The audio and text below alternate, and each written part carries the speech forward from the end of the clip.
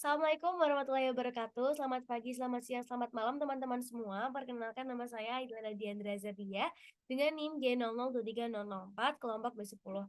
Pada kesempatan kali ini saya akan ngebahas tentang anatomi kardiorespirasi.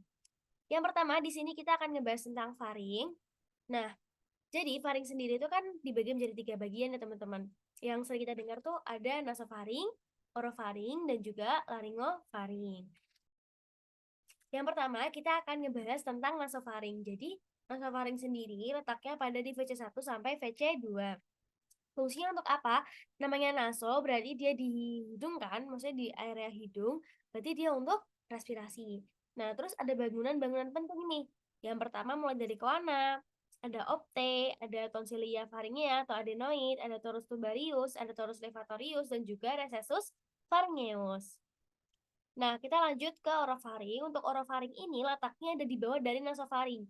Jadi, kalau tadi nasofaring itu di VC1 sampai VC2, kalau di orofaring itu dia VC2 sampai VC3. Jadi, dia tuh akan saling melanjutkan gitu, guys.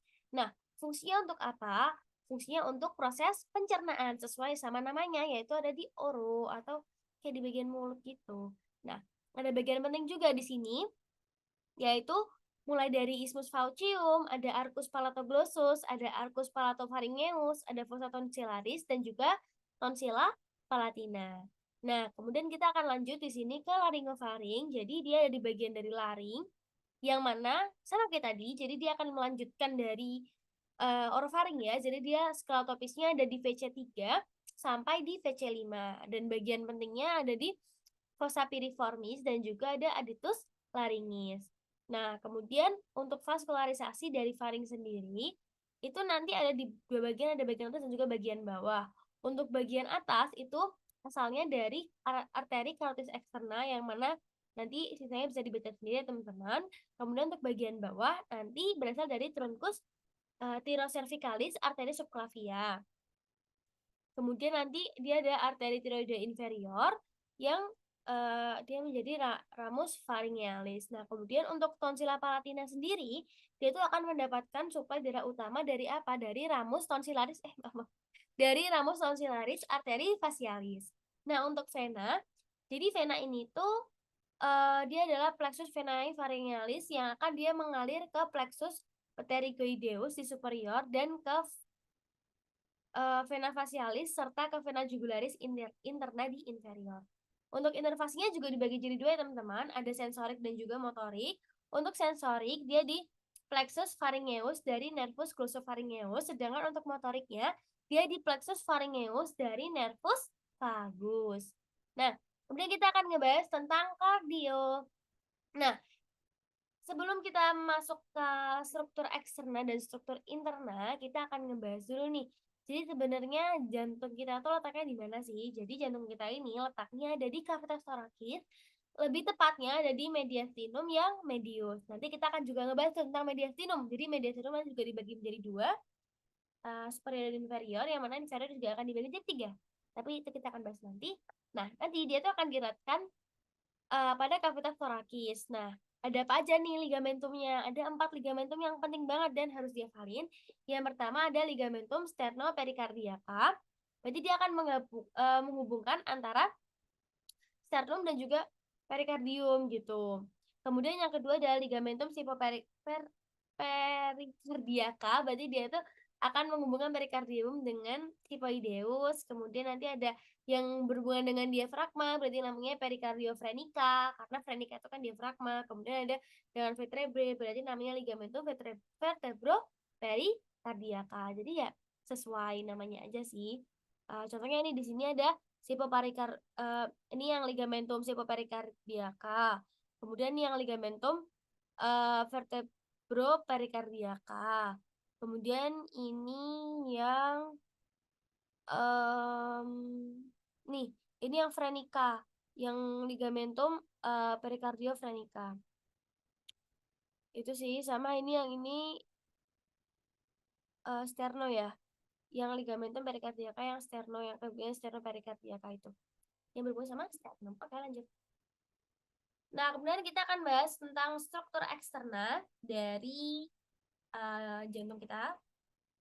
Nah, Yang pertama kita akan ngebahas tentang skeleton cordis. Jadi skeleton cordis ini apa sih? Jadi namanya skeleton ya. Jadi dia tuh fungsinya sebagai kerangka. Jadi kan dia kan kerangka ya. Berarti kan dia tuh fungsinya untuk apa? Fungsinya untuk melekatnya dari miokardium. Kemudian selain itu dia tuh untuk penyokong gitu loh, penyokong dari jantung kita. Kemudian dia tuh yang penting tuh juga sebagai isolator impuls antara atrium dan juga ventrikel. Jadi supaya mereka ini tuh memumpanya nggak barengan karena kan di fisiologi kita udah belajar kalau misalnya atrium dan ventrikel itu memang kalau kontraksi ya satu-satu, jangan barengan. Kalau barengan malah bahaya gitu. Nah, kemudian terdiri dari atas apa aja? Yang pertama ada annulus fibrosus, trigonum fibrosum, ada pars membranacea, ada septum interventricular, interarterial, dan atrioventricular. Di sini kita akan membahas tentang annulus fibrosus dan juga trigonum fibrosum. Jadi annulus fibrosus ini namanya annulus, berarti dia itu cincin kan. Nah, cincin ini cincin apa? Cincin fibrosa. Yang mana dia itu akan mengelilingi dua ostium atrioventricular dan juga auricivum aorta dan juga auricivum dari truncus pulmonalis. Nah, untuk anulusnya sendiri itu dibagi sebenarnya hampir-hampir sama sih kayak nanti katup dari jantung. Jadi kan seperti yang kita tahu kan katup di jantung itu ada 4 ya. Nah, ini hampir-hampir sama untuk namanya karena emang letaknya dia tuh emang di sekitar dari katup tersebut kayak gitu. Nah, yang pertama ada annulus atrioventricularis dexter. Berarti dia dekat di mana? Dekat di katup yang tricuspid gitu. Karena tricuspid kan emang katup atrioventricularis yang dexter. Nah, kemudian ada annulus atrioventricularis sinister. Berarti dia ada di mana? Di sekitar valva mitralis. Kenapa? Karena kan mitral itu kan letaknya ada di atrioventricularis yang sinister. Kemudian ada annulus valva aorta yang di sekitar valva aorta dan juga ada annulus valva trunci pulmonalis yang ada di sekitar valva pulmonalis gitu. Nah, kemudian kita akan membahas tentang trigonum fibrosum. Jadi untuk trigonum fibrosum ini dibagi jadi dua aja, ada trigonum fibrosum yang dextrum dan juga trigonum fibrosum yang sinistrum. Untuk yang dextrum sendiri dia di antara annulus fibrosum vasva aorta dan juga atricularis yang dextra. Sedangkan untuk yang fibrosum sinistrum dia di annulus fibrosus valva aorta dan annulus atrioventricularis yang sinistra. Gitu. Oke, kita lanjut. Nah, ini ya yang pertama kita akan lihat nih ada katup-katup yang tadi aku udah bahas tadi. Jadi di sini karena dia cuma dua namanya cuspid ya, katup triguspid atau katup mitral. Terus ini karena katupnya ini ada tiga nih ya. Ini makanya namanya adalah katup yang trikuspid gitu. Ini dia itu adalah valva aorta atau katup dari aorta dan juga kalau yang ini tuh ada katup dari pulmo kayak gitu. Nah, untuk anulusnya di mana sih? Ini anulusnya tuh yang ini loh. Yang dia itu kayak mengitari kan dia bilang di sekitarnya kan. Dia itu berarti emang yang ini, yang anulus ini.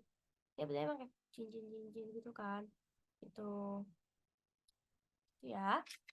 Kita lanjut kita ke struktur internal. Jadi jantung kan dibagi jadi 4 bagian utama apa aja?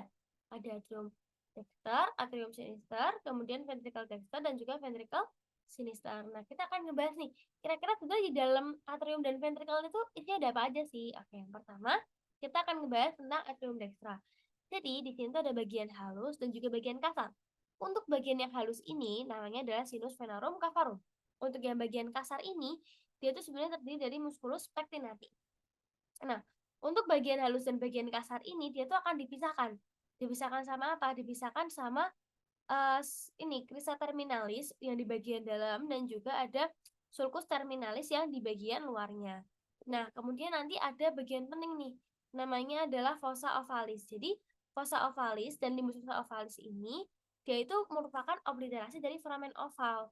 Jadi ketika kita kecil tuh bentuknya foramen oval. Nah, ketika kita besar itu nanti dia itu akan berkembang menjadi fossa ovalis. Nah, kalau misalnya dia nggak berkembang, nanti ada penyakit klinisnya. Nah, kemudian nanti ada ostium sinus coronari, kemudian juga ada ostium vena cava inferior. Nah, untuk ostium sinus coronari itu namanya adalah valvula TBCI, untuk ostium vena cava inferior namanya adalah valvula Eustachii gitu. Nih, yang Eustachii. Jangan ini ya. TBCI. Oke, kita akan lanjut ke ventriculus yang dextra. Jadi, dia itu terdiri atas satu ruangan kasar yang namanya adalah trabecula carneae, yang mana trabecula carneae itu dibagi jadi 3. Ada musculus papillaris, ada trabecula septomarginalis yang di dalamnya terdapat bundle ovis, dan juga ada rigi-rigi biasa yang menonjol di bagian dalam. Nah, selain itu juga terdapat namanya ostium trunci pulmonalis, ya berarti namanya trunci pulmonalis, berarti dia akan menghubungkan dengan truncus pulmonalis gitu. Nah, kemudian kita akan masuk ke atrium sinistra. Untuk atrium sinistra ini dia terdiri atas sinus venarum, cavarum, dan auricula sinistra. Kemudian ada ostium ave sinistrum yang akan menghubungkan dengan ventriculus sinistrum, ada fossa ovalis juga dan papilla foraminis oval.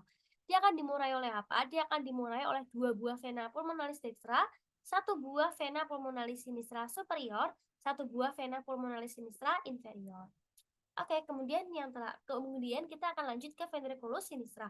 Untuk ventriculus sinistra sendiri, dia itu sebagai pembentuk dari apex cordis, yang mana miokardiumnya tuh dia akan lebih tebal dibandingkan yang lain. Kenapa? Karena, ventriculus sinistra ini kan dia tuh akan memompa, darah kita tuh menuju ke seluruh tubuh, makanya dia tuh perlu pompa yang kuat, makanya ototnya itu perlu yang tebal gitu. Nah, kemudian ada ostium aorta, dia akan menghubungkan dengan aorta, dan ada musculus papillaris di choroidal naik. Kemudian ini tadi udah kita bahas ya, katup-katup jantung. Jadi tadi ada apa aja? Jadi di sini ada katup yang tricuspid, ini yang mitral, ini yang aorta, yang ini yang pulmonalis gitu. Ini yang ini semilunaris ya teman-teman. Kalau yang ini yang atrioventricularis. Oke, kemudian untuk katup jantung, jadi katup jantung kita ini tuh sifatnya one way ya teman-teman. Jadi satu arah doang, dia nggak bisa kembali. Kalau dia udah lewat ya dia nggak bisa balik lagi gitu. Kemudian kita akan membahas diafragma dan juga mediastinum. Jadi diafragma ini dia sebagai pembatas dari kavitas thoracis dan juga kavitas abdominis. Nah, untuk bagiannya ada 2, ada yang pertama pars muscularis dan ada centrum tendineum. Jadi centrum tendineum yang bagian sentral nih guys. Ini centrum tendineum, ya ini yang muscularisnya.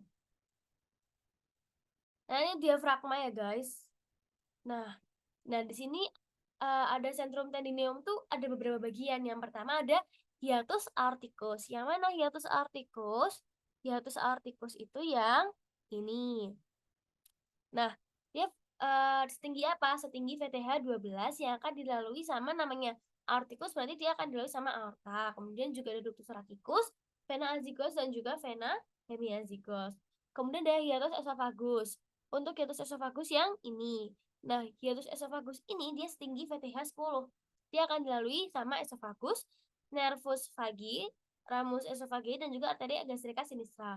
Kemudian ada foramen vena cava morgagni. Foramen vena cava morgagni itu yang ini ya. Ya dia mana di setinggi VTH 8 yang mana dia akan dilalui oleh vena cava inferior, nervus vanicus dexter, dan fossa lymphatica. Kemudian dia juga ada trigonum sternocostellare yang akan dilalui sama arteri vena epigastrica superior dan fossa lymphatica kayak gitu. Nah, sini kalau kita tahu kan ini di VTH 8, ini di VTH 10, ini yang di VTH 12. Jadi kayak turun 2, turun 2, turun 2 gitu. Oke, kita lanjut ke neurovaskularisasinya. Untuk vaskularisasinya itu ada beberapa ya, mulai dari verenica inferior, superior, pericardia verenica, muscula verenica. Dan untuk drainase dari venanya itu paralel sama arterinya. Untuk inervasinya, gampang ya, nervus phrenicus. Nah, kemudian kita akan ngebahas tentang mediastinum. Jadi sebenarnya mediastinum itu apa sih? Mediastinum itu kayak ruangan gitu yang dia tuh letaknya jadi ada di dalam kavitas thoracis yang di antara kedua kavitas dari pleuralis. Nah, nanti sebuah bidang transverser itu dia akan membentang dari angulus ternalis atau pertemuan antara manubrium dan corpus terni sampai ke discus intervertebralis yang dia itu akan di antara VTH 4 dan 5 yang mana dia akan membagi mediastinum itu menjadi 2. Ada yang superius dan juga ada yang inferius. Nah, untuk inferius nanti akan dibagi lagi. Ada yang anterior, ada yang posterior, ada yang medius. Nah, yang pertama kita akan membahas tentang mediastinum dari yang superior sendiri. Jadi dia membentang dari mana? Dari apertura superior thorax atau kayak pintu masuknya gitu sampai ke transverse thoracic plane. Nah, isinya ada apa aja nih ya teman-teman, mungkin bisa dibaca sendiri, salah satunya ada timus, trachea, esophagus, dan lain-lain. Kemudian untuk yang inferior itu dibagi jadi 3, ada anterior, ada yang medial, dan juga posterior. Untuk yang anterior, berarti namanya anterior, berarti dia di anterior dari perikardium, dan di posterior dari sternum dan juga musculus transversus thoracis. Nah, isinya ada apa aja? Ada sisa timus, nodi limfatiki, lemak, jaringan ikat longgar, dan lain sebagainya. Untuk mediastinum inferior, yang bagian media, dia tuh letaknya di antara cavus pleurae, pixa, et sinister. Isinya tuh ada cor, perikardium, nervus phrenicus, pangkal aorta, arteria vena pulmonalis, vena cava, bronki primari. Kemudian untuk mediastinum inferior yang di bagian posterior itu letaknya ada di posterior perikardium di antara pleura mediastinalis. Isinya ada apa aja? Ada esophagus, aorta trachea, vena azygos dan hemiazygos, dan lain sebagainya. Oke, ini adalah daftar pustaka yang saya gunakan. Mungkin cukup sekian dari saya. Terima kasih atas uh, atensinya sampai akhir video saya. Sampai jumpa dan semoga sehat selalu. Dan semoga bahagia selalu. Bye.